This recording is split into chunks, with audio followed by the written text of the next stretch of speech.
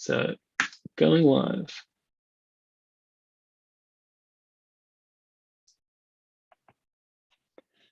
Hello and welcome to the first seminar in the Deakin Science and Society Network 2022 seminar series. My name is Timothy Neal. I'm a DECRA Senior Research Fellow at the Alfred Deakin Institute at Deakin University, and I'm also the convener of the Deakin Science and Society Network. The Science and Society Network was formed in 2018 in recognition that scientists and humanities and social science researchers need to work together to meet the great challenges of this century. No single academic field can bring about the changes that we need to see in the world. Bridging disciplinary divides is the key to finding new solutions to the problems we face. The Science and Society Network supports early and mid-career researchers across the university who are embarking on groundbreaking interdisciplinary projects. I'd like to begin by acknowledging and paying my respects to the traditional custodians of the land on which each of us joining this seminar today are coming in from. I'd like to pay my respects to their elders past, present, and emerging, and let us pause to learn, acknowledge, and celebrate their ancient histories and cultures. I am appearing to you today from the lands of the Wurundjeri people of the Kulin Nation, and I acknowledge them as an uninvited guest on their country. For those who haven't attended one of our seminars to date, a quick rundown of the structure of this event. I will introduce the speaker, Professor Janet Roitman, and Janet will present for around 45 minutes, and then we'll have some discussant comments from Dr. Chris Vasant-Kumar before we throw to general discussion and Q&A from those of you listening, watching, and so on. I'll be chairing this discussion here on Zoom, and my colleagues Karina Traits and Tyler King will be moderating the YouTube live chat. We're keen to hear and answer your questions, so you can either post questions into the YouTube chat, or you can send them to us on Twitter. We're at SSNDeakin. Make sure to use the hashtag SSNSeminar if you do so. So I am delighted to introduce Janet Roitman from the New School in New York. Janet is founder director of the Platform Economies Research Network and an executive member of the Digital Ethnography Research Center at RMIT here in Melbourne. Her research focuses on financial practices and the anthropology of value. She is the author of Fiscal Disobedience, an anthropology of economic regulation in Central Africa, published by Princeton University Press, and Anti-Crisis, published by Duke University Press. Her research has received support from the Ford Foundation, the MacArthur Foundation, the American Council of Learned Societies, and here's my French, l'Agence Française du Développement, the Institute for Public Knowledge, and the National Science Foundation in the US. Janet serves on the editorial board of the Journal of Cultural Economy and on the advisory board of Finance and Society. Her topic today is Africa Rising, Class or Finance. And to remind you, Janet's now going to speak, and then we'll have comments from Chris and then the Q&A. But for now, I will hand over to you, Janet.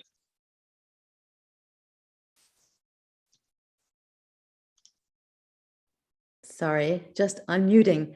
Thank you so much. Thanks, Tim, and welcome to everyone online.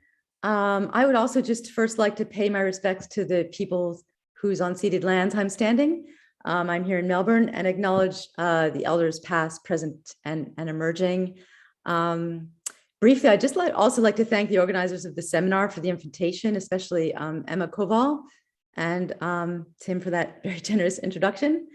So I first want to comment on how I got to this project. This is a project about finance, but it's also a project about digital technologies, which is maybe apt for this seminar series. So one of my conclusions, and I'm sort of giving away the punchline in the beginning, but one of my conclusions is that finance literally is information systems. So before getting into that, though, I just want to backtrack again to say something about how I got to the actual project. So I was doing research for what became the book Anti-Crisis about the Great Recession of 2007, 2008. I was therefore reading the Financial Times religiously. And I noticed as I was reading a lot of reporting on Africa, at the time I was putting all this reporting in a file on my laptop. But when I went back after I finished the book, I went back and read through all of that reporting on Africa. It was majority, for the most part, about the emerging or emergent middle class and what's called Africa Rising. And as I read all this and thought about it, if that's correct, right? If there is a consolidation of a middle class in the majority of countries throughout that very immense continent, this is the biggest story since colonization in terms of structural transformation on the continent. So I just became like riveted about that idea. And I then, being an academic, of course, did a review of the literature. And what I found were development economists. There were virtually nothing published by sociologists, no anthropologists. To be fair, today there are rather sparse publications, and I will refer to them. But ultimately, I was really curious as to why this absence. And so I looked into it, and that's what I'm presenting today. So what is at stake, and this is what I learned, are financial information systems. So the Africa Rising story is as much a story about London as it is about Lagos, and that's what I hope to explain today. But I want to also note that this current research relates directly to my last project in an analytic sense, right? So not just because I read a bunch of things that led me to this research topic, but also analytically. So that last project, meaning the Anti-Crisis book, which examines the concept of crisis as an object of knowledge, that project actually started quite some time before the Great Recession of 2007, 2008. And it began in Africa, right? A place that is habitually evoked under the sign of crisis. So I started with the question, and that question was, how can one think about Africa? Or more precisely, how can one think Africa otherwise than under the sign of crisis? If you're interested, I published a chapter in a book. The chapter is called Africa Otherwise, which you can read about my thinking on that. But my dilemma, generally speaking, in all of my research, really, or my fundamental commitment, is to a non-crisis narrative about Africa, right? And that means two things. One, it means a research project that doesn't start from the premise of crisis, right? Like X is happening because of a crisis. And two, the second, commitment would be to avoid inserting my findings into a narrative of crisis. So I do a bunch of research, right? And then in my analysis, I look for a crisis narrative into which I insert my findings, right? Humanitarian crisis, economic crisis, failed states, et cetera. So on that note, Tyler, could I ask you to share the slides, please?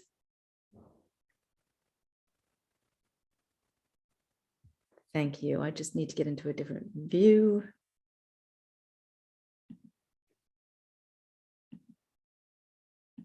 Thank you so much. So as you can see on this slide, in 2008, the South Asian self-described social entrepreneur Vijay Mahajan published this book, Africa Rising, How 900 Million African Consumers Offer More Than You Think.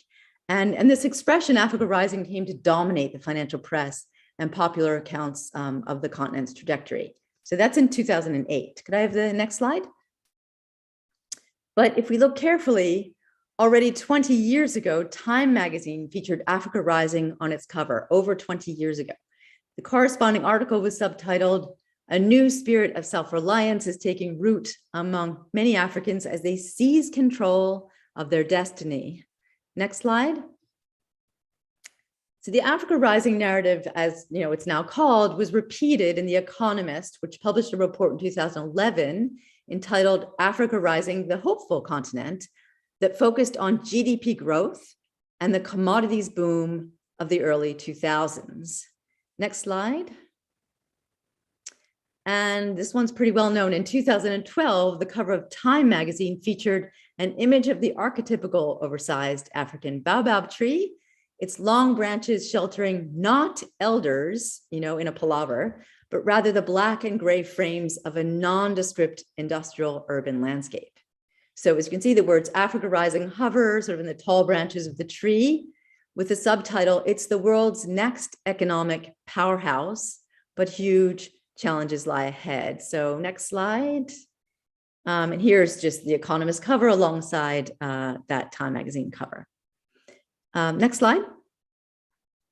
So the magazine articles cited above are replete with iconic images, that we've all seen of empty savannas like littered with roaming fauna, as well as overcrowded slums being transformed sort of as you thumb through the glossy pages of these magazines. And as we see here, into glistening shopping malls, single family homes, and next slide, please, Tyler. Of course, cheerful smartphone carriers. But given all this, actually what's more stunning than these images are the country and industry reports produced by the international financial consultancies. Next slide. So the most notable and actually the most off-cited is this 2010 report published by the McKinsey Global Institute entitled "Lions on the Move: The Progress and Potential of African Economies." Next slide. And in September 2016, McKinsey Global Institute published Lions on the Move 2, which documents and, actually like to think it sort of forecasts immense economic transformation on the continent. So I could go on and show you many images of all these reports by McKinsey, Deloitte, et cetera. Africa Rising, when you read all these, is really sort of about the middle class. Next slide. And it has led to an intense exchange amongst development economists who continuously debate the extent and the nature of the contemporary middle class in Africa. To my mind, their debate is both complex and consequential. They've produced painstaking analyses that focus on definitions and analytics. And so in reading that literature, as I said, I really dove into discussions over what to measure, how to measure, and the effects of measures. And so their discussions are concerned with the policy implications of how the middle class is qualified and therefore quantified. And the note to Michel Callon should be evident here, I hope. But ultimately, also in my view, they fail in their attempt to specify, i.e. essentialize, an extremely heterogeneous category. It seems to me that like the middle class is almost by definition an extremely heterogeneous category. So without exception, the handful of sociologists and anthropologists who've considered the Africa Rising claim focus on a critique of quantitative approaches to assessments of the middle class in Africa, right? They critique development economists for their economism. Next slide. So ultimately, they remind the development economists of the lived experience of the African middle class, right? As you can see, this is a special issue of the journal Africa that makes reference to that exact expression. And the focus is on the notion of class consciousness, right? Or the extent to which socioeconomic groups define themselves and exhibit practices that are structured by their status as a class per se. The reference route is to E.P. Thompson. There are also some leading scholars in South Africa who publish on this. So overall, these scholars turn to historical sociology of the middle class in Africa so as to situate today's analyses in long-standing debates about the nature of the production of production in Africa and the role of post-colonial states in class formation and reproduction. And all of these recent publications are skeptical of the Africa Rising narrative. And they all raise questions regarding what exactly is being measured, right? What struck me is that while these critiques are well-founded, like I agree, in my view, they sort of miss the point. So I want to suggest that maybe it's worth considering the work of development economists in a different light. Instead of reviewing how they measure the magnitude of the middle class so as to insist that they got it wrong, I'm interested in what is at stake in the very attempt to qualify the middle class in Africa. So the real question for this flurry of studies, reports, and articles is, who needs a definition of the middle class in Africa? And in what follows today, I'll consider that question. So while we can, I think quite rightly, again, critique their analyses for lack of attention to the structuring processes that give rise to class consciousness, right, such as the role of institutions and cultural norms, development economists and financial analysts are looking elsewhere, and their focus is on data. So development economists disagree about how best to measure middle class in Africa, but that isn't only due to different ways of defining income or like variations in data sets. It hinges on observations about the changing nature of financial flows to Africa. Could I have the next slide?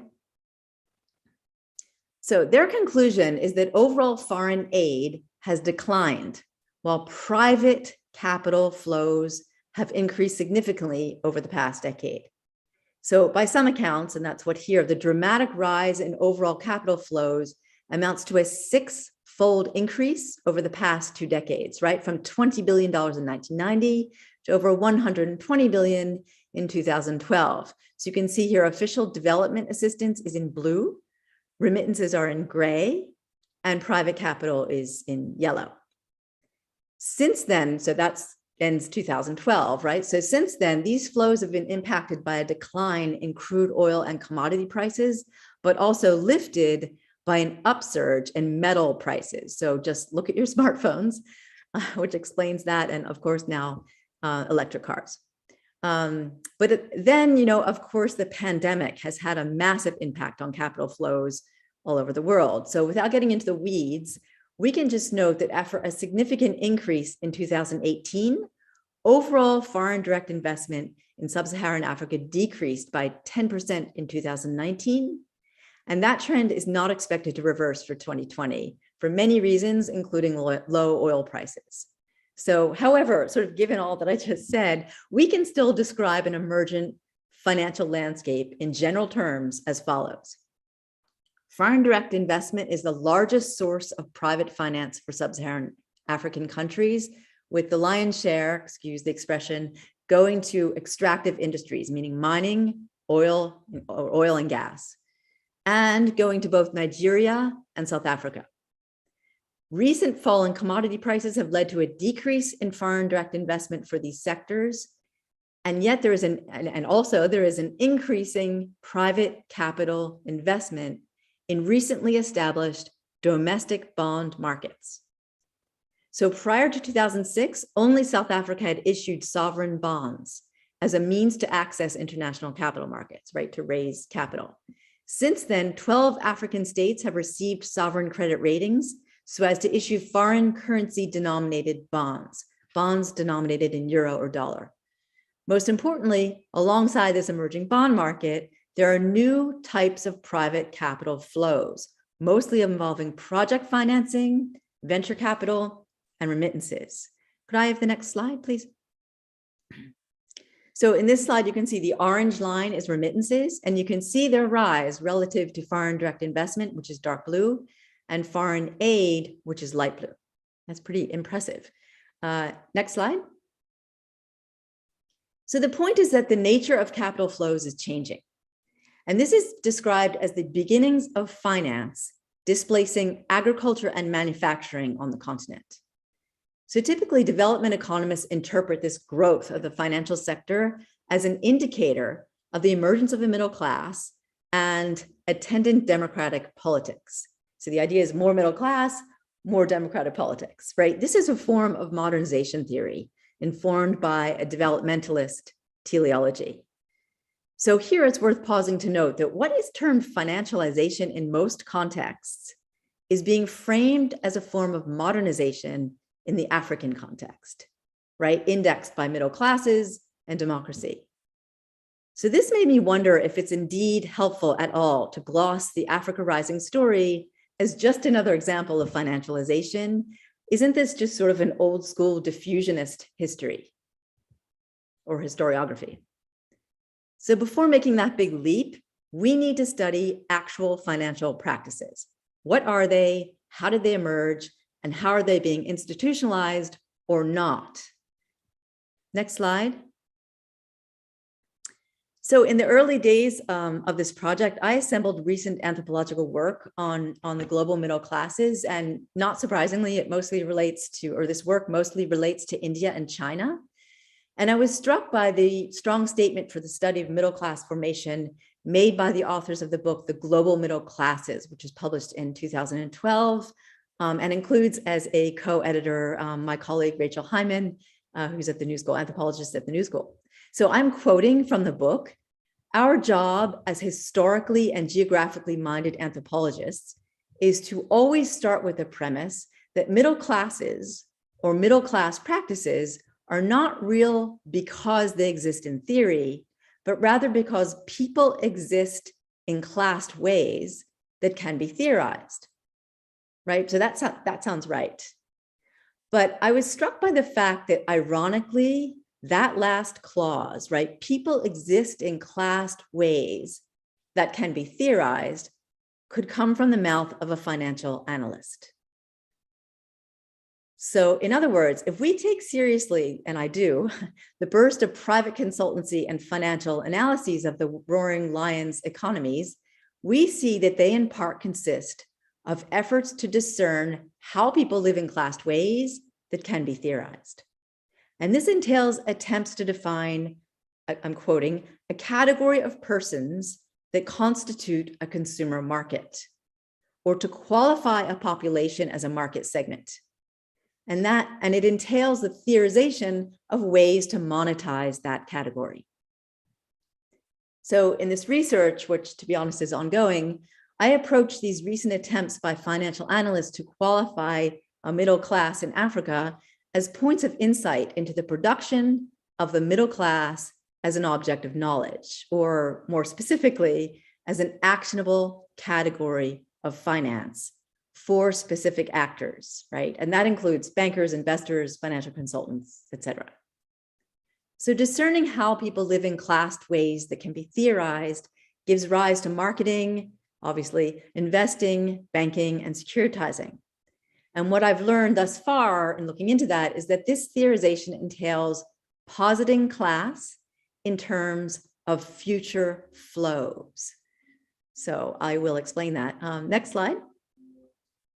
So Michael Pettis, who is a professor of finance at Peking University, and as an aside, had a punk rock nightclub, he once said, "Private capital flows to emerging markets," so places like Brazil or Nigeria, right? Private capital flows to those emerging markets are not necessarily driven by the investment climate in those countries. Instead, they are often the result of the investment climate in the host banking countries, right? So those flows to emerging markets aren't necessarily driven by the investment climate in those places like Brazil and Nigeria. Instead, they're often driven by the investment climate in the host banking country like London. So the question is this the case for certain capital flows to Africa today, right? What do we know about those capital markets? A recent This is Africa report published by the Financial Times on capital markets in East Africa maintains that the main goal for institutional investors is to develop the buy side. And that is not an easy goal. So I'm quoting the author's report. Mostly, the findings point to a lack of investable products and capacity constraints rather than a lack of demand as an explanation for the relatively low investment in private sector securities. So he was referring to East Africa, but note that demand here does not refer to East African middle-class consumers. It's not African middle-class consumer demand, right? It refers to demand on the part of institutional investors like pension funds in Europe, North America, and elsewhere. So the challenge that he refers to is to devise those investable products in Africa or to create asset classes located in Africa.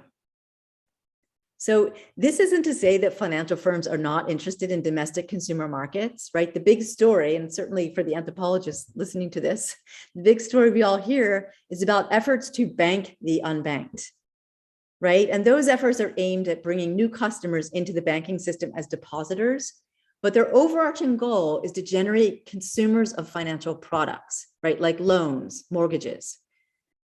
But we shouldn't forget, as I hope we learned in 2007, when everything tanked around us, markets for financial products are globally integrated markets. Mortgages are used to create asset-backed securities that are then traded on international secondary markets. So while there are efforts to constitute the middle class as a domain of consumption, right, like what we would imagine, giving people bank accounts, financing the construction of shopping malls, there's also a focus on developing integrated capital markets on the basis of local, i.e. African asset classes. So what are those local asset classes? So I'm going to set aside mining and the oil and gas sectors because they're not relevant to what I'm talking about. So the reports on the rising middle class and financial products produced by financial consultancies like McKinsey and Deloitte concentrate on developing things like mortgage products for local consumers, but they also focus on capturing remittances as a new asset class. So remember that line you saw, the remittances going up. So before explaining their motivations, meaning the motivations of the consultancies, I first want to say something about remittances in Africa. Next slide, please, Tyler. So according to the 2018 World Bank Migration and Remittances Brief, remittance flows to low and middle income countries hit a record level in 2017, right? There was an 8.8% increase from the prior year to 483 billion US dollars. So while the share for sub-Saharan Africa is reported to stand at only 42 billion US dollars, that's for 2017, that represents a 9.2% growth rate. That's a strong growth rate, right? Nigeria ranked 4th amongst the top remittance receiving countries of all countries in dollar terms, $22 billion. And Liberia ranks 6th in terms of remittances as a share of GDP, 27%. So 27% of Liberia's GDP was constituted by remittances, inward remittances. For Senegal in 2019, 10.7% of GDP was accounted for by remittances. So the world average is about 4.9%. Next slide. So we can see the trend in remittances to low and middle income countries and the projections through 2019. Remittances outpace official development assistance and foreign direct investment. The subsequent, meaning 2019, World Bank report notes that remittances grew by approximately 9.6% in 2018. So, of course, the pandemic changed everything, everywhere.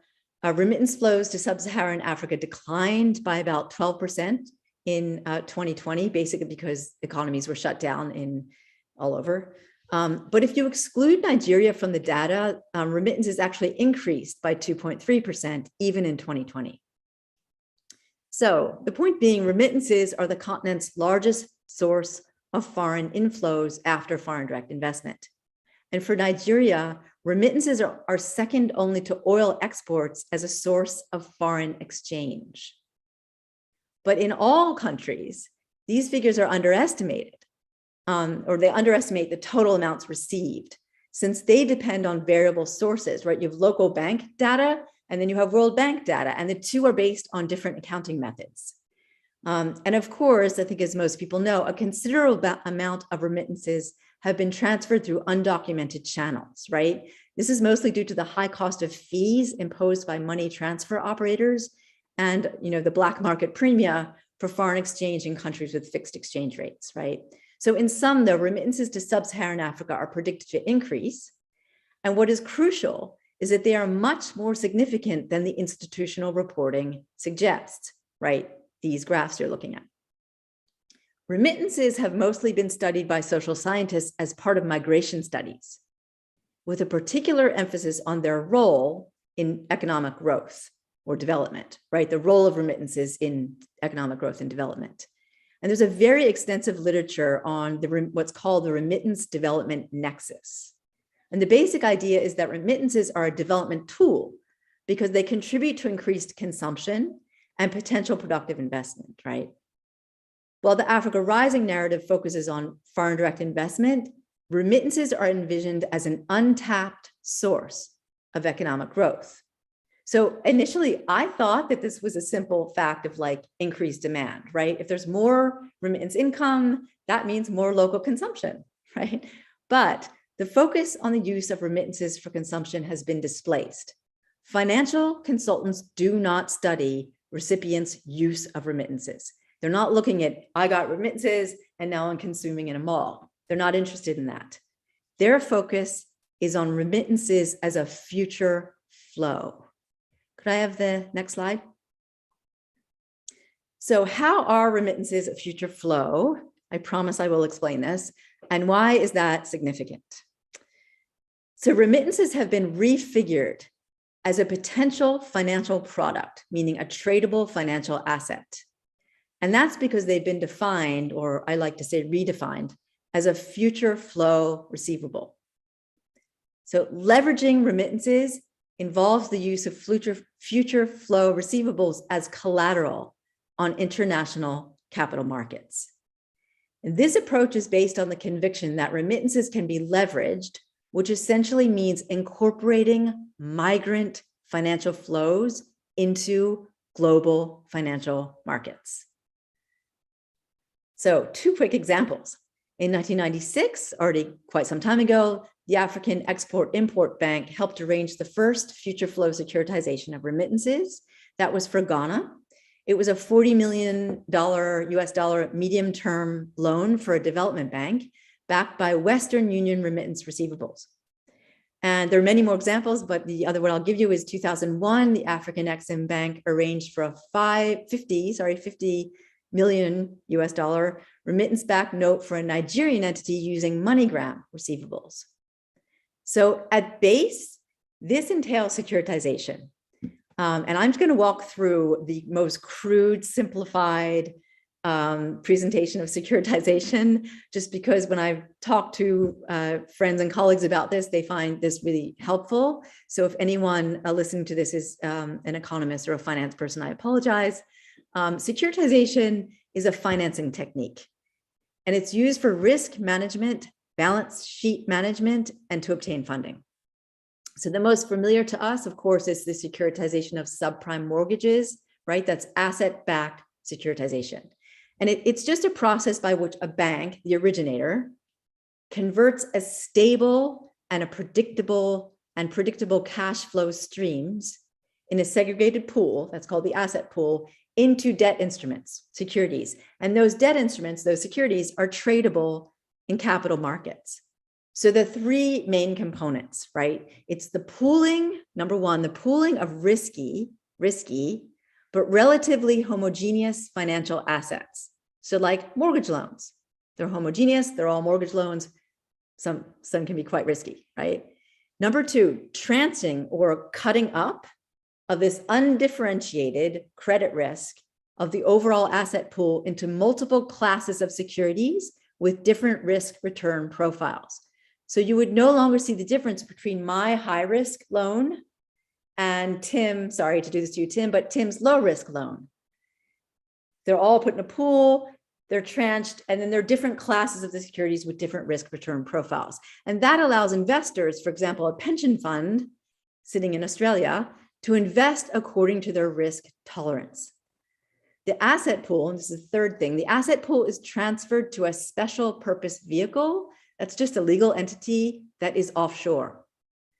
And the point is to protect investors, since it legally isolates the benefits of the assets, like the interest that's produced, from the potential insolvency of the originator. And the last thing is that this depends on predictable cash flows. So the underlying assets for securitization can be existing receivables, right, denominated in a foreign currency, like from credit cards, as well as future receivables. And in the case of future flow receivables, that offshore entity, the special purpose vehicle, purchases the rights, the title, and the interest in all existing and future payments in US dollar and euro from an originator, like a bank in Nigeria. Could I have the next slide? So in sum, there are just a few points to highlight, right? The current and future payments must be denominated in a hard currency, dollar, euro, right? And is not the currency of the originator, like the Nigerian naira. Second, these receivables must be creditworthy, right? They must have a good rating, a credit rating from international agencies, right? Standard & Poor's. And payment of the receivables, lastly, must transpire outside of the originator's home country, right? So it's paid to a legal entity outside of Nigeria. That's the special purpose vehicle. Excuse me. Next slide, please. So we can see that personal remittances and institutional remittances fulfill these criteria, and electronic remittances are ranked very high. When I saw this graph, fell off my seat. Electronic remittances rank very, very high. So this is a technique for accessing financing on capital markets, but most importantly, it's a way to transform a sovereign credit rating. Next slide, please. So I am paraphrasing a structured finance guide. This one was published in 2000.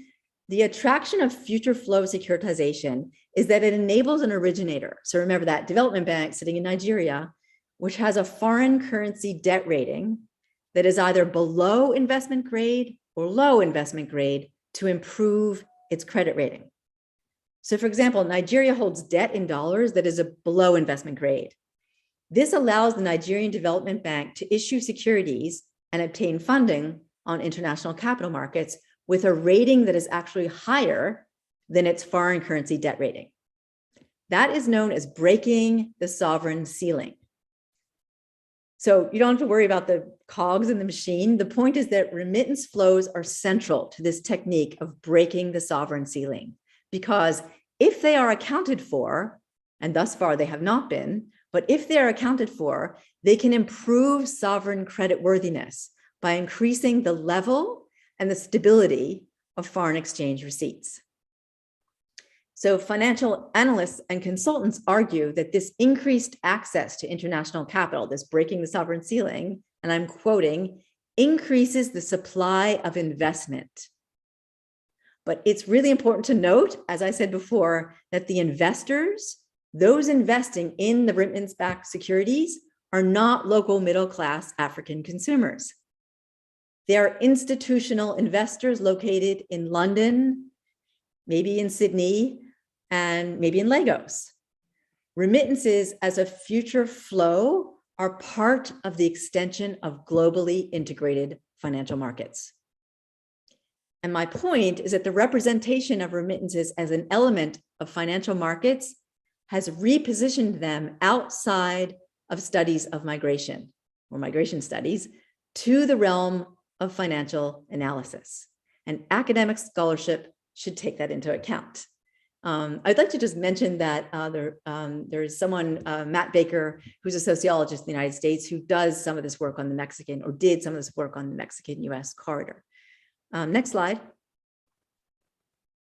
So the impetus to securitize foreign currency future receivables, such as remittances to Africa, is part and parcel of the Africa Rising narrative. Africa Rising isn't just about middle-class consumers in shopping malls. It's also a story about the drive to create new asset classes, and remittances are a new asset class. And this is because, remember my quotation from the Global Middle Classes volume, people exist in classed ways that can be theorized, right? These migrant contributions are qualified as hard currency cash flows and then securitized as investment grade future flows, right? Or theorized as securities generating new and expanded capital markets.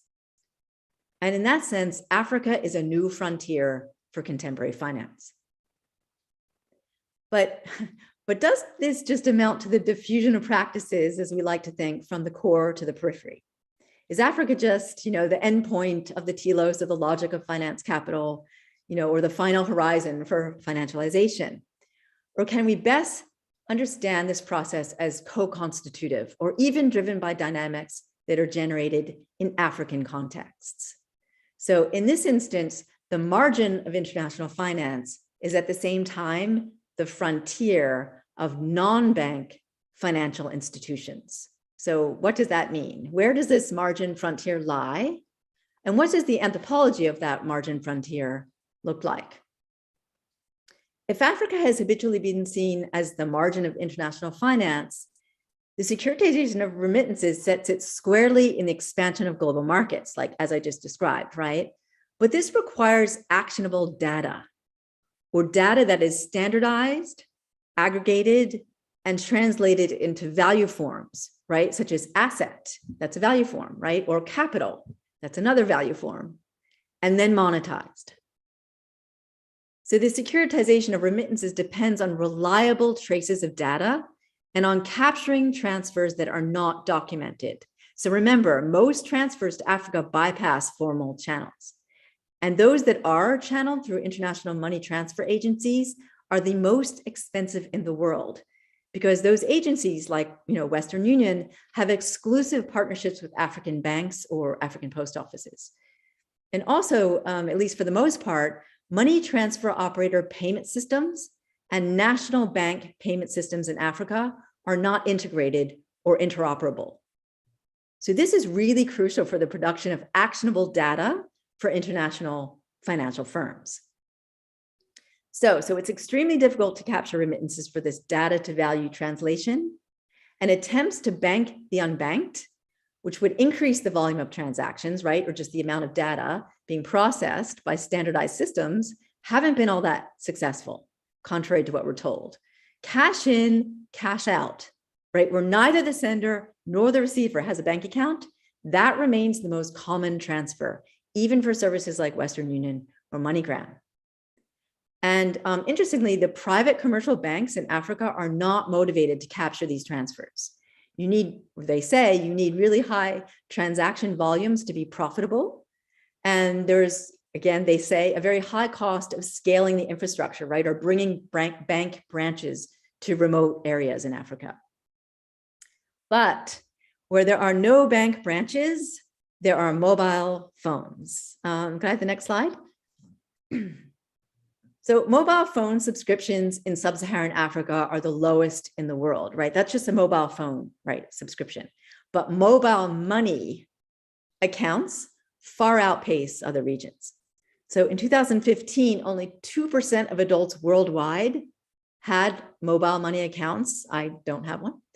But 12% of adults in sub-Saharan Africa had mobile money accounts, and half of those, 6%, had no legacy bank account. Right? No bank account in a private bank. Next slide. So as we know, technological channels are replacing bank branches all over the world, and they are expanding. So non-bank payment systems are being developed very intensely in Africa. And of course, this expansion of non-bank payment systems is happening, right? It's happening all over the world, and especially South Asia and China. But Kenya's M-Pesa led the way. And by 2021, just last year, it had 48 million customers. So we should note, and this is actually really important, right? M-Pesa is a mobile money service run by both Vodafone, which is British, and Safaricom, which is Kenyan. And they're telecoms. They're not banks, they're telecoms. And M-Pesa operates across Africa. It also connects to both African domiciled and foreign domiciled fintech startups financed by African and non-African venture capital. So that's quite a network. Next slide. The share, this is a slide about the share in the world customer base. This shows a change from 2012 to 2017. So if we compare, I was surprised by this, South Asia in 2017, Sub-Saharan Africa accounted for 49% of the share in world customer base, while South Asia was 34%. Next slide. And this is from the 2021, just last year, GSMA report. It shows the growth in additional registered accounts. So Sub-Saharan Africa accounts for the majority of those, 43% of additional registered accounts. Next slide. So we need to remember that mobile money is not mobile banking. Like I have a Citibank app on my phone and I do mobile banking, right? But I don't use mobile money. I don't have a digital wallet. Mobile operators are non-financial firms. They have no bank license. That's why I keep saying non-bank financial firms. E-money is generated by and purchased from a telecom. And the money forms generated by these payment systems are not considered as deposits, and therefore they are not subject to prudential regulation. E-money is not managed by the central banks, and there is no sovereign guarantee of value. So e-money is currently not a money form that is equivalent in function to a Nigerian naira or an Australian dollar. But the data that transits through mobile money platforms can potentially be used by the banking system to score risk. In that sense, mobile money is parallel, right? It's like autonomous to formal institutions. And yet at the same time, it's integrated into them in very particular ways. Maybe we can stop the slides now, Tyler. So thank you so much, Tyler. So my example of the securitization of remittances by national development banks is an illustration of this specific mode of integration, right? So there's like a parallel, autonomous in some ways system, as it were, that is nonetheless integrated in very, very, very specific ways. And most important, it indicates, meaning this example indicates that in order to understand how, and that's underlined how, Africa is a new frontier for contemporary finance, we cannot start with a disembodied flow of financialization. We need to first examine the spatialization of digital payment systems. So you can think about that network I just described. So these initiatives don't always originate in London or New York. And those that originate in Lagos, or Nairobi, have varied relationships to investors and to various forms of finance in the rest of Africa, Europe, North America, the Middle East, and South Asia, right? And those forms of finance include private equity firms, investment banks, development banks, venture capital, et cetera. So what I'm pointing to is the very problem of the term finance, alongside the gross generalization implied by the term financialization. There are specific ways to approach this as an object of inquiry, of social science inquiry, right? That is, if we suspend judgment, right? If we don't rush to the conclusion that these processes are efficient or effective, right? That is, for example, the goal to bank the unbanked is achieved, or even, as I learned, right, through this research, that even is the goal, then we have very different objects of inquiry. So for instance, we should research banking practices in the plural. There are practices devised by various kinds of financial actors with both bank and non-bank affiliations. And we should consider that those practices have diverse rationales, right? Microfinance NGOs are in the business of banking the unbanked. Legacy banks are not. And that raises the question, should research remain focused on microfinance and the unbanked, as it mostly is?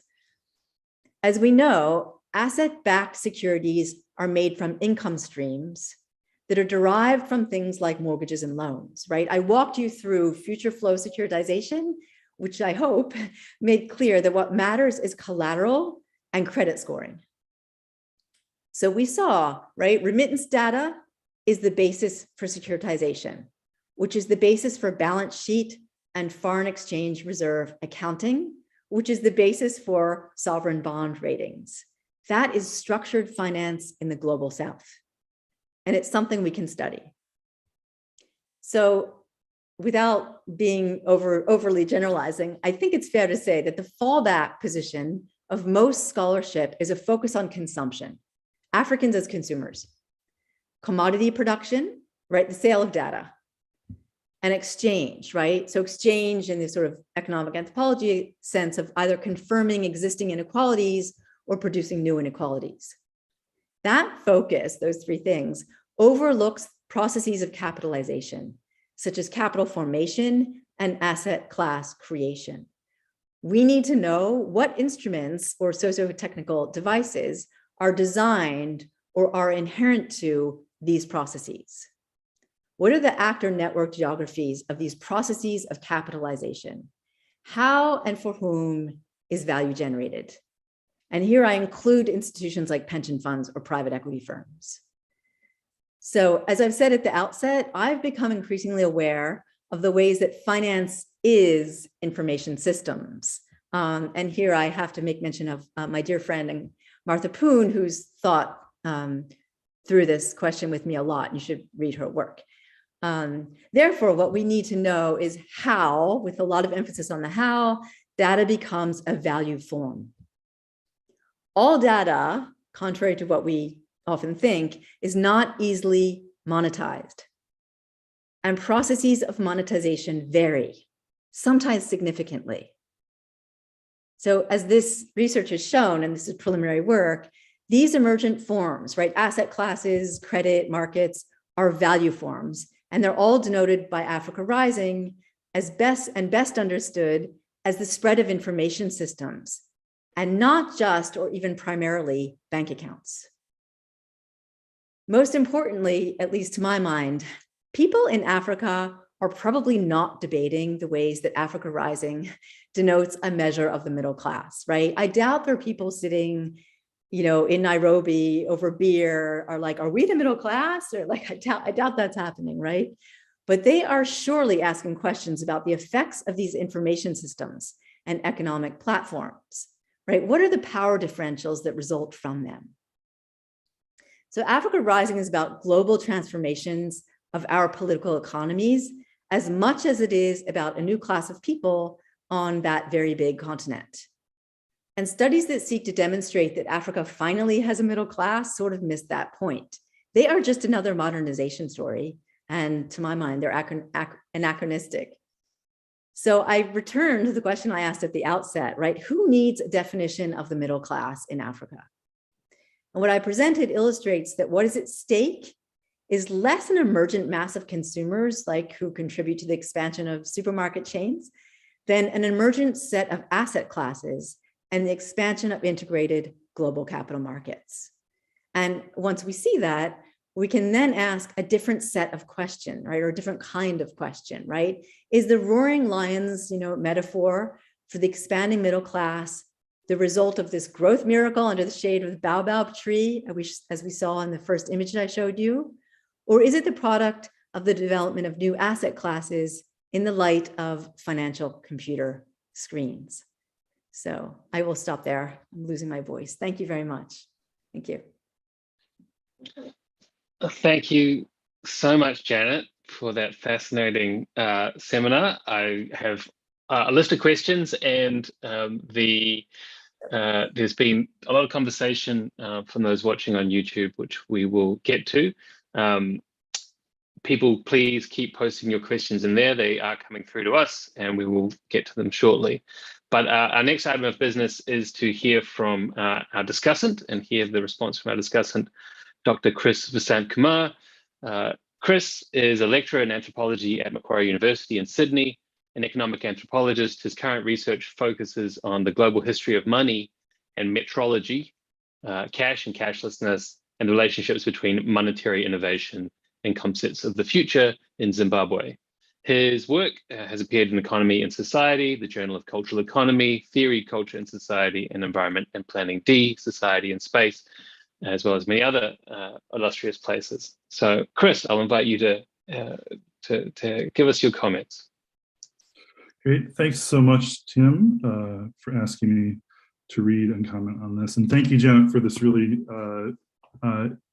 compelling and generative presentation. And so I'm working off of a slightly older written version that doesn't incorporate some of the stuff about mobile money, which is really fascinating to me, which hopefully we can talk about more after this. So I'm only going to talk for about 5 to 10 minutes, try and keep it short. I want to think about, in particular, I want to go back to this question of different ways of theorizing class groups of people.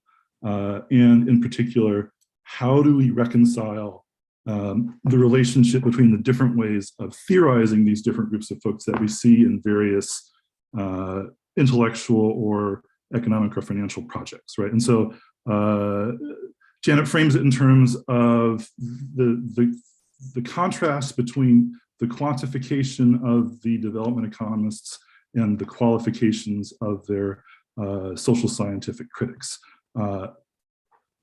Step one. But step two, alongside that, or next to it, or somehow related to it or not, you also have what's going on with these consultancy firms and credit ratings bureaus and financial actors who are making their own theories about different. I'm not sure if it's still groups of people or if it's kinds of assets or what the relationship between, how these all fit together, right? And so I've been thinking about this, in light of two very different projects that I've been working on. One that is approaching money and valuation from a kind of Jane Geyer focus on the making and linking of scales, right? So the politics of scales, trying to figure out, where things fit together and sort of where different ways of fitting things together themselves fit together, right? So Jane Geyer on the one hand, and then I've also been working on this, what I thought of as a kind of completely unrelated project on sort of reviewing the anthropologies of ontology and alterity, and thinking about work by people like Mario Blazer and Marisol de la Cadena and Viveros de Castro. And so, what I found myself doing as I was reading the version of this paper, that I thought I was going to start on the Geyer side and stay on the Geyer side and just be thinking about the politics of scales and be in that zone. But as I read through it, and especially you get to a point in the middle where you switch from the contrast between the quantifiers and the qualifiers, and alongside that you get, but wait, over here there's the finance stuff.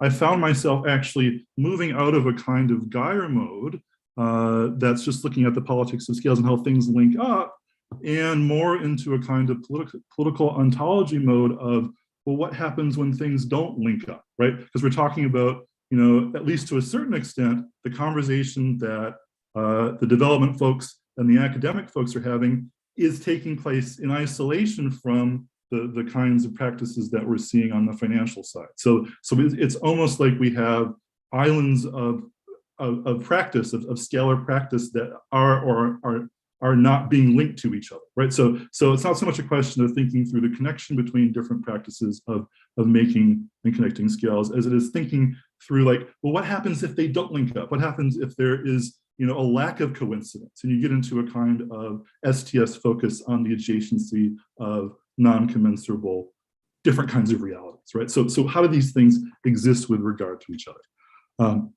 So let me just walk a little bit through the structure of the essay in terms of how I interpreted that, and sort of where I moved from one mode to the other, and then maybe back again with some questions about what rising means and how you figure that in possibly scalar terms. We start with the contrast between the quantitativity of the development economists and the qualifications of field workers, historians in various disciplines.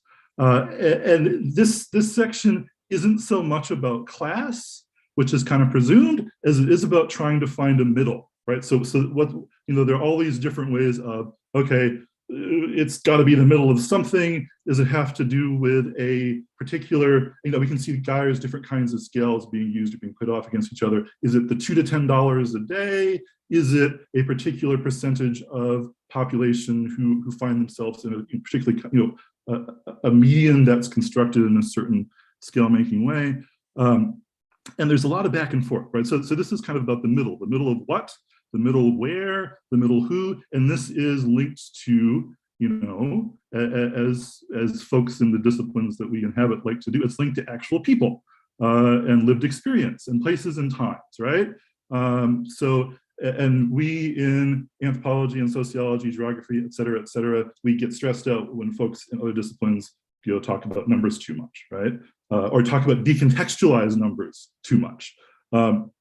And so we try and sort of balance out those numbers with a good, healthy doses of context, right? And of ethnographic thickness and detail. And to be clear, I'm all for that. I'm an anthropologist. This is what I do, right? But in this paper, the more you try and find the middle, the more you try and find the actual middle class people, subjectivities, even when you try and pin down these quantitative markers, Janet you use the word elusive, the elusive middle class, right? It keeps running away. You keep trying to find it, and it keeps just sort of like going over the horizon, right?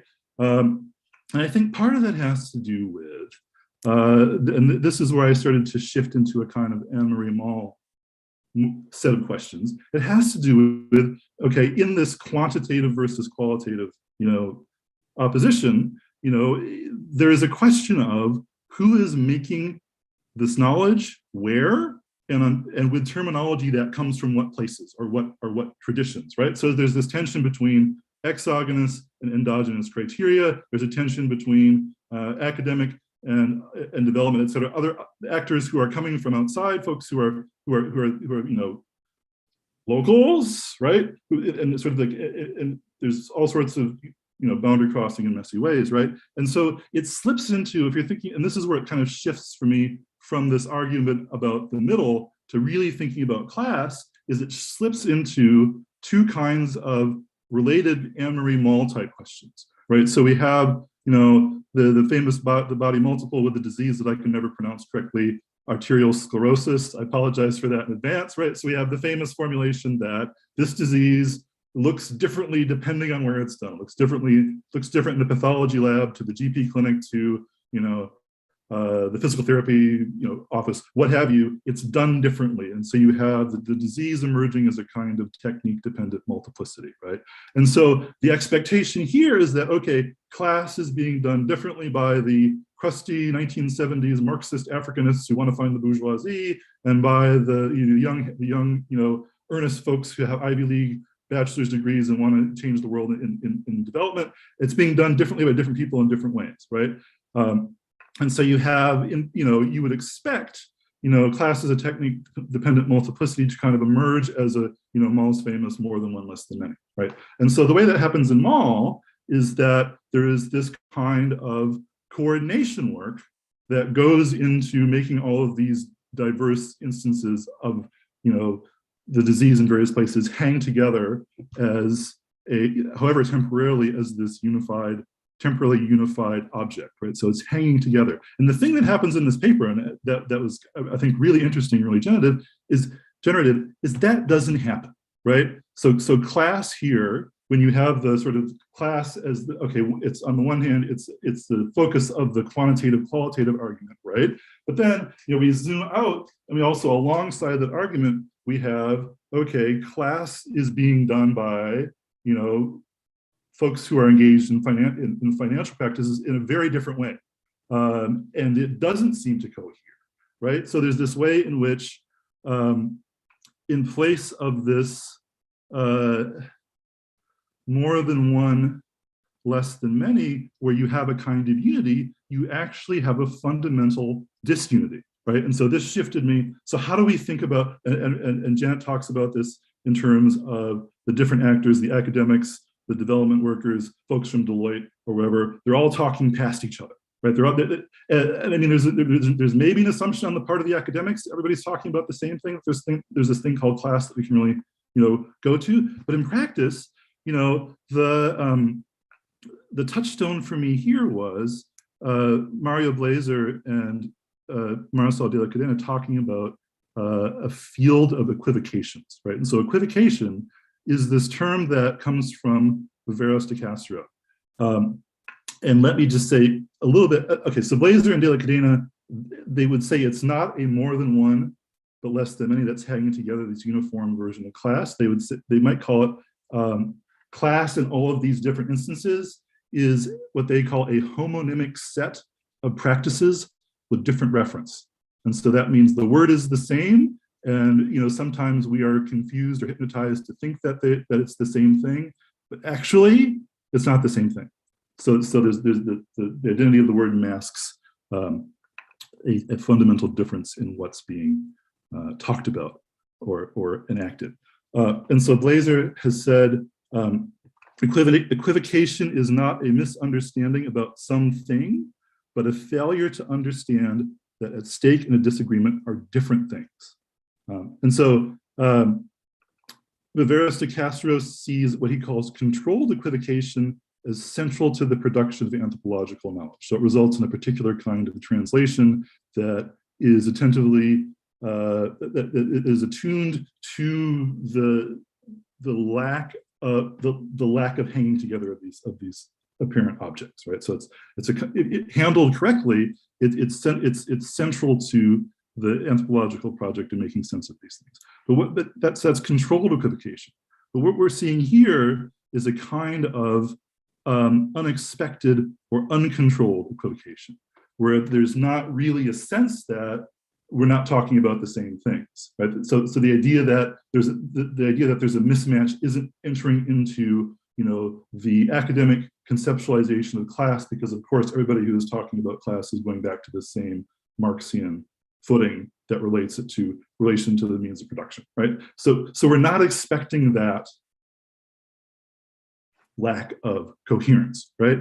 And so interestingly, you know, when you look at it, when you look at this statement, Africa rising, and you look at the terms and even the terms middle class, right? Here we are, all of these terms are equivocal. They're all homonymic sets of practices with different reference.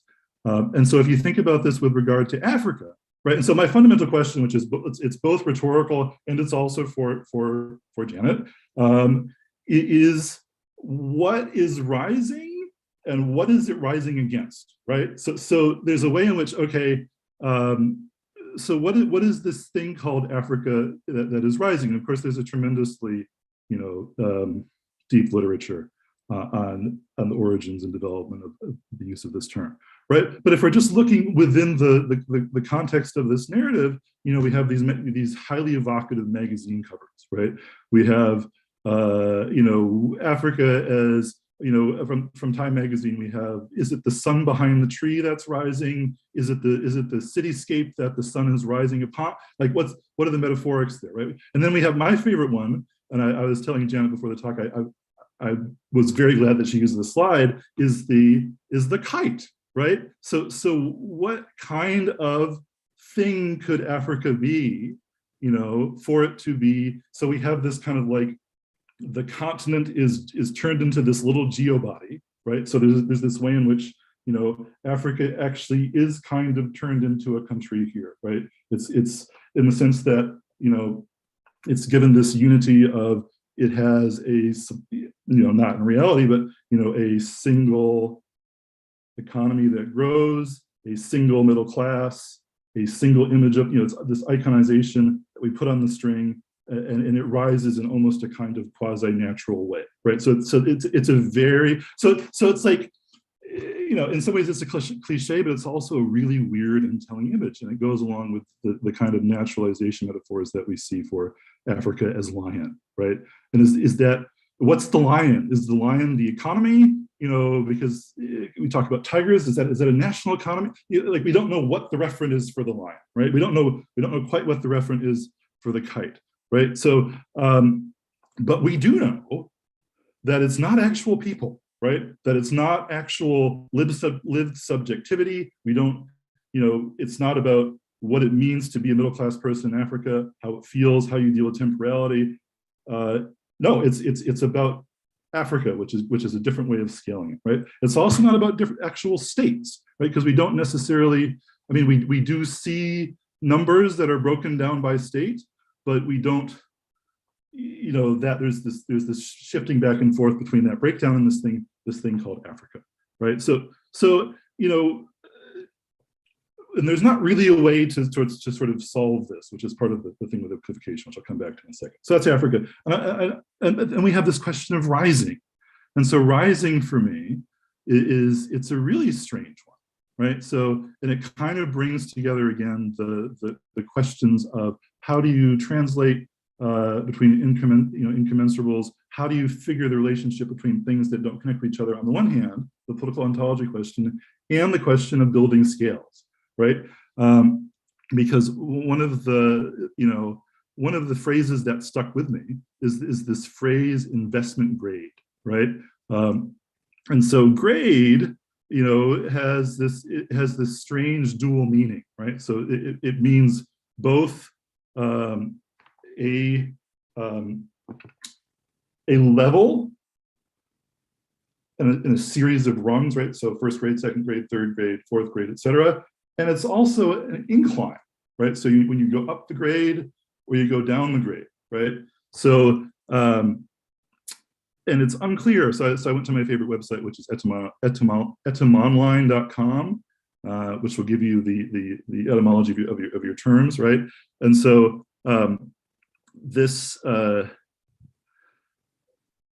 the phrase making the grade in the sense of being successful dates from the early 20th century. And early examples do not make clear whether the literal grade in mind was one of elevation, quality, or scholarship. So you have this potential coalescing of the physical, the physical steepness with these kinds of constructed scales. So I want to sort of, I hate puns. I have a vexed relationship with puns. But the phrase making the grade, thinking about the dualism there, both in terms of successfully climbing the incline and producing and performing a particular scalar framework or set of scalar frameworks. So if we're thinking about what could Africa rise against, one of the things it could be rising against is this the credit rating, international credit ratings from D, which stands for default, to AAA, which stands for nothing except kind of for itself, with lots of different duplications and triplications of letters and pluses and minuses. It's a very strange scale. I won't go into it, but sort of rising potentially against this scale, but also kind of reproducing it at the same point. Okay, so one more pun possibly. And then a question we can open up to further questions. And so I want to go back to finance and the relationship, so Janet talked a lot about the question of whether financialization is a teleology, whether there's one way, is it a singular or a plural thing? And I want to think about how the making of financial knowledge or the financial theorizing of class groups of people, how it relates to these other terms in this kind of field of equivocations, of these unstable meanings, right? And so there's this question of, is finance single? Or singular? Does it produce singular hierarchies? And folks like Horacio Ortiz and Laura Baer would say, well, no, it's not. Is it teleological? Well, probably only performatively, right? But I think, so it's not the case. So Viveros de Castro identifies as the opposite to equivocation, univocality. So the reduction of multiple non-commensurate meanings down to a single voice. And I don't think that's what's happening here with finance and with financial knowledge. So I want to coin a phrase which is combining inequality and equivocation to call it inequivocation, which is thinking about the ways in which these very fuzzy terms are being used in a field of unequal power. That is, it doesn't necessarily produce a single outcome or a single dominant discourse, but it pushes things towards the production of certain kinds of pattern univocalities. So we can see that financial modes of making knowledge are, starting to hegemonize these ways of thinking or talking about class or rising or even possibly Africa in these kinds of stories, right? And so we can think about the hierarchy of these different kinds of what kinds of knowledge count here. And so we can think about, okay, the relationship between finance and older anthropological discourses of class, qualification, quantification, lived experience of African middle class individuals, et cetera, et cetera. And clearly we can see, even though there isn't one unified discourse coming out of it, clearly the financial stuff, the quantitative stuff are taking center stage, and what's being pushed out is actual lived experience of folks who are there and who might be captured by this rubric, this very fuzzy and shifting rubric of the African middle class. So that's my comment. So my question is, it's and I kind of revised this question as I listened to you give the talk, so I'm not quite sure how to ask this, but I mean it's who.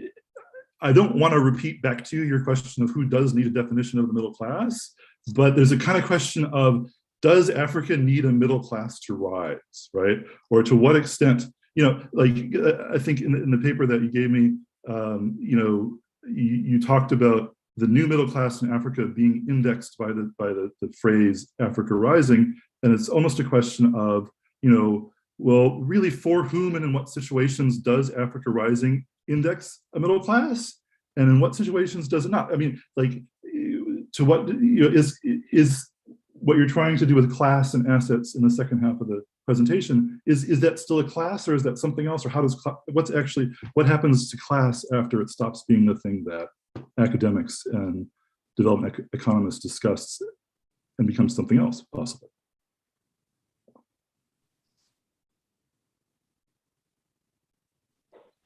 Thank you, Chris. I'll stop talking and take the questions as well.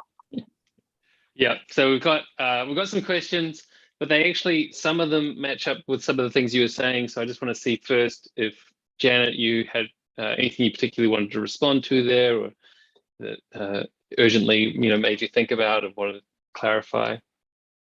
Yeah, sure. I just few comments. Thank you so much, Chris. That was like more probably than my brain is capable of processing right here on Zoom.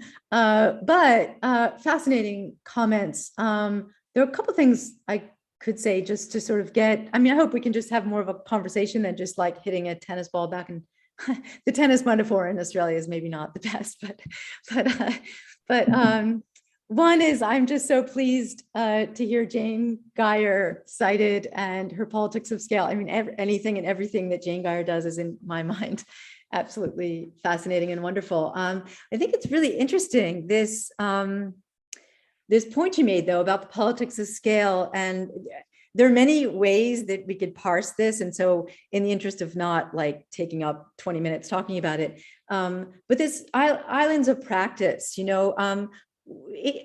what I described in the beginning of like how I got to this project, and like I haven't read development economist stuff since I was a master's student, and trust me, that was decades ago. So I was surprised in this project that I was kind of like brought back to reading things it's a style of research and writing that I'm not used to, and of course, coming with the kind of like STS mindset, or a methodology, or whatever you want to call it, like in some ways I was like, oh my gosh, how can they write that? But at the same time, it was fascinating, and I had to do a lot of work to stop myself from doing what we do, which is like, well, qualitatively, people are people are thinking about, like, I'm like, I had to stop doing that because I was trying to get at what's at stake for them. Right. And so I had to kind of like abstract out from my usual mode of critique.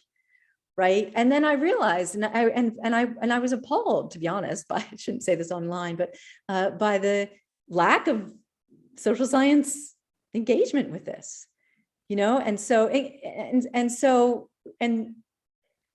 what happens, of course, is predictable. It's like they're quants and we're over here, worried about how every day. You know what I mean? But like, there are people who practice finance. There are people in banks, in the telecoms, which are issuing mobile money. It's in Africa. They're African financiers, right? And they're every day. Like I find all these distinctions so problematic, is what I'm getting at, right?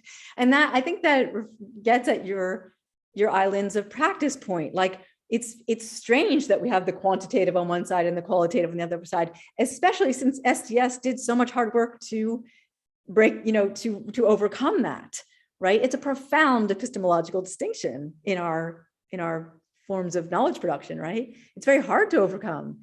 And secondly, just in terms of like, somehow finance is something, I don't know what I would call it, and then we're all the everyday. But like, there are people going to work doing finance every day, and then they go home and they go to the mosque, or they go to church, or and they have dinner with their family, or they don't. I don't know, they have sex. I don't know, whatever they do, right? That's it. They're every day, So, and Hugh Gusterson's work on, these guys working in nuclear industry in California does a really good job of making that point, right? So, and then thirdly, we just think about finance as like London, New York, Hong Kong, and these guys with their quants, and they've got compute, and like there are people in finance in Africa. There are tons of people in finance in Africa. It's like all of these distinctions are so problematic. And I guess I'm not really answering your question. I think you're absolutely right about the islands of practice. And I think that's why I have an affection for an STS approach to all this. And I guess the thing is that what matters, to give a partial answer to your question, is sort of the way we're formulating questions. That's why I ended with the question of like, who needs this middle class? Like, I'm sure there is a middle class emerging in Africa. Why wouldn't there be, right? But like, I guess that's it. In these areas of knowledge production that I was looking at, like that was how that question was framed. So, and I guess I can come back to that because that was your final question to me. And maybe I should say something about the consultancies. I can't really remember. Oh, maybe you didn't ask about that. Oh, I know, it was the elusive middle class. So for those who are listening online, there's a paper in French that corresponds to this. The English will come out soon, and I refer to the elusive middle class, and it gets back to the point I made in my presentation about the reason it's an elusive category. It's like, where's that thing? How much of it? Where do we cut? What's the income threshold? It's always a moving target, and it's just an extremely heterogeneous category. And if people did not notice that during the last American election, I'm sorry, the prior, not Biden's election, but the prior election, the problem of how do we define the middle class could not have been more apparent, right? And all of our assumptions about the middle class, are in some ways very problematic. We, meaning scholars. So it's a heterogeneous category, and really the point is, how is it produced as a category of knowledge in various, mobilized for to various ends, right? Diverse ends or settings or whatever, right? I didn't think of Anne-Marie Moll at all when I was doing this work, but that's very helpful. That's a sort of very, very helpful way of thinking about it. I hope that's helpful for people who are listening. And then lastly, I think your question about what is rising relates to some of the comments in the chat. So maybe I'll say something about that, and then we can look at the chat. So the story I tell about what is rising is what is rising for Africa Rising came out of this consultancy world, and the consultancies have so much influence and power in our worlds, right? Is including universities, so what was rising for them? They were producing this, right? And what was rising was a sight of new asset classes, right? A new frontier for finance, etc. That's what I described. So I'm not going to waste time on it. I think there's another question though, which is related to the point you made about rising in the credit score rankings. People in finance in Africa, of course, not dupes, and that's the breaking the sovereign ceiling thing, is using this as a way to improve your sovereign credit rating and raise money on capital markets. And a lot of people can be very negative about this. There are good reasons to criticize that strategy. It results in a lot of debt. The problem is it is debt denominated in dollars. That's terrible for countries that have soft currencies, right? However, it's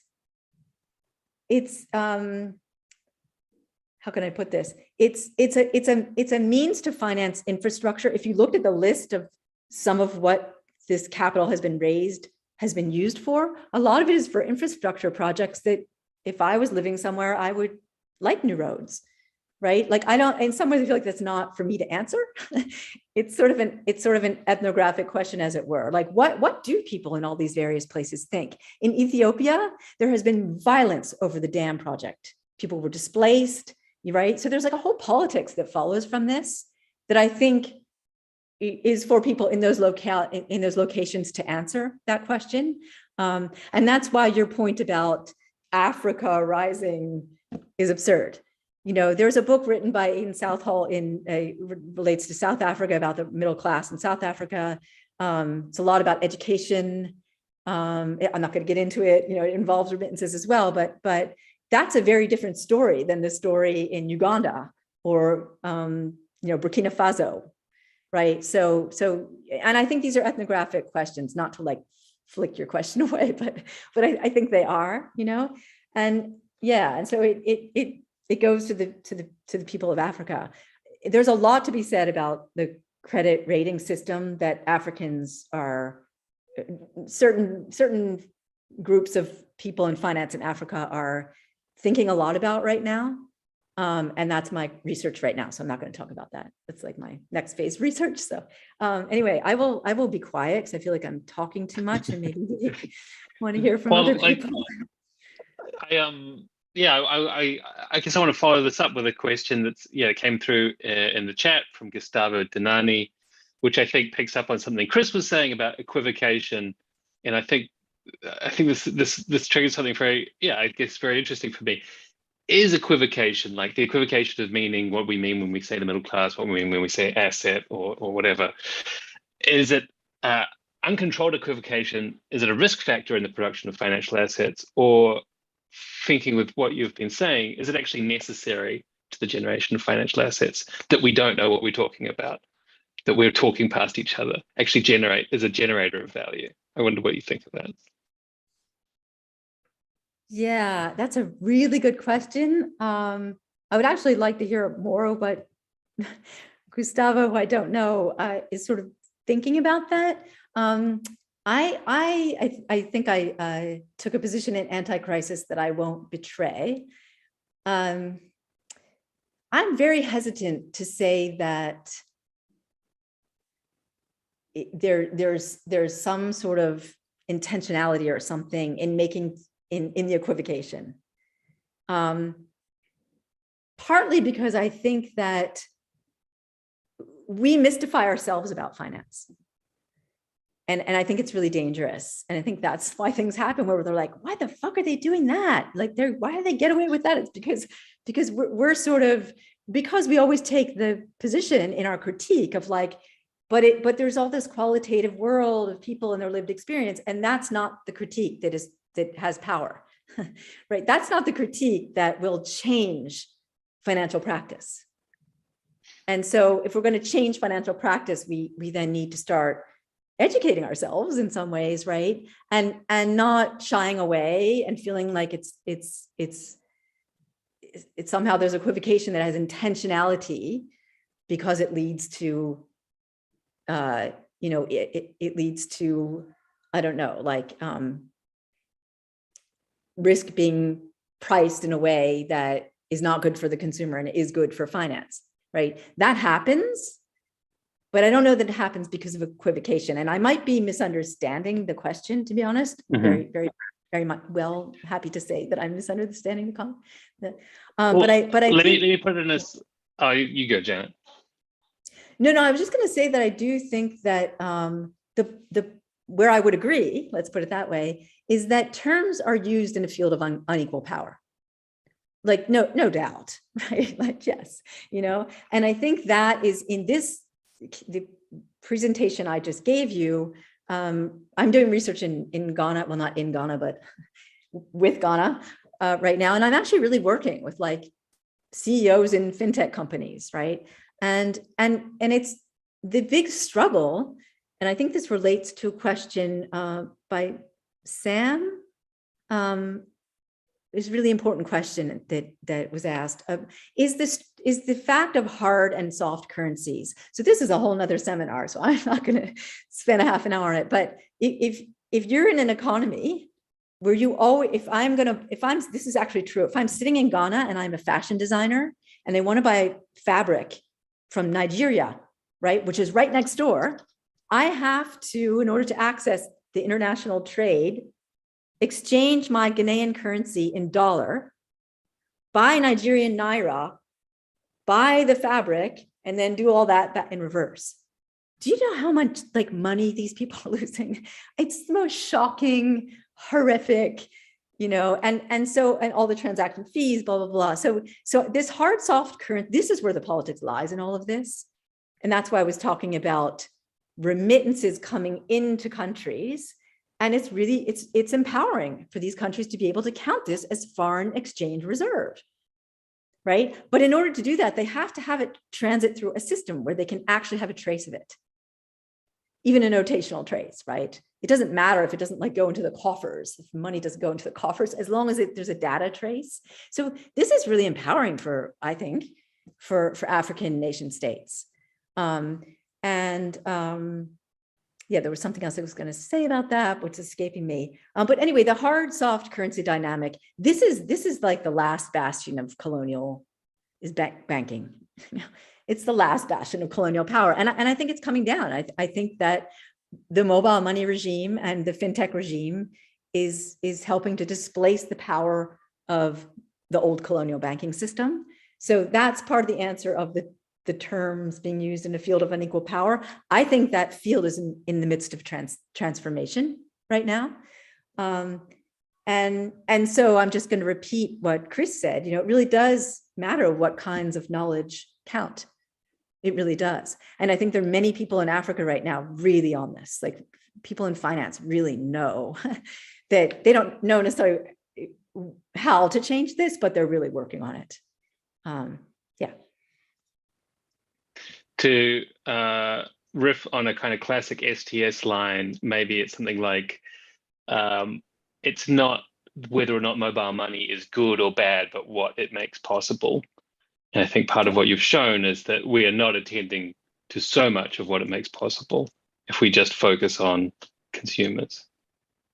Exactly. And I think that does answer the question in the chat. And that's exactly right. Of course, there are things about it that are good. And of course, there are things about it that are bad, right? Like, but yeah, it's definitely creating, new infrastructures, new practices. Yeah. New ways for people to finance things they care about. So yeah, absolutely. I mean, just one quick thing. The hard soft currency reference, I think, points to the question of temporality and to the question of to what degree processes of financialization are temporal projects in terms of, I think the future flow, risk reduction. There's a financialization is concerned about temporal uncertainty or turbulence or what have you. So I won't go on too long, but in Zimbabwe, when you buy data for your phone, it's not a data plan, it's a data bouquet, right? Because there's not this planning temporality that you can expect things to be parceled upon, but it's this beautiful thing that will wilt and die at some point, but not on a predictable temporality. So it's interesting, like to what extent, and this is not something we can answer in this time, but to what extent is this question of rising linked to a reconfiguration of economic temporalities along the lines that hegemonic financial practices would prefer? Absolutely. And on temporality, Jane Geyer, once again. But likewise, one thing that really struck me, and this will be my last comment, I promise, is some point in the pandemic, like I've lost track of time. So sorry, is the airline, specifically one airline, used air miles, right? All that stuff that we are accumulating, which is like air time, which is kind of like mobile money in Zimbabwe or in Ghana, as collateral to when all of the flights were grounded, all of them. And so that got me, I was like, oh my God, right? But that your temporality point is I interviewed someone in the airline about this. And that's a great thing to, I don't have much to say about it, so I haven't thought enough about it, but the temporality question is fascinating. Yeah. Well, with temporality on our minds, we are out of time. So I'm going to have to draw to a close this great conversation. Thank you so much, Janet Reutman. Thank you so much, Chris Vasant-Kumar, for your comments. Thank you also to Tyler King and Karina Traits, our SSN coordinators. And thank you everybody for joining us online. And we look forward to you joining us for the next SSN seminar. Thank you.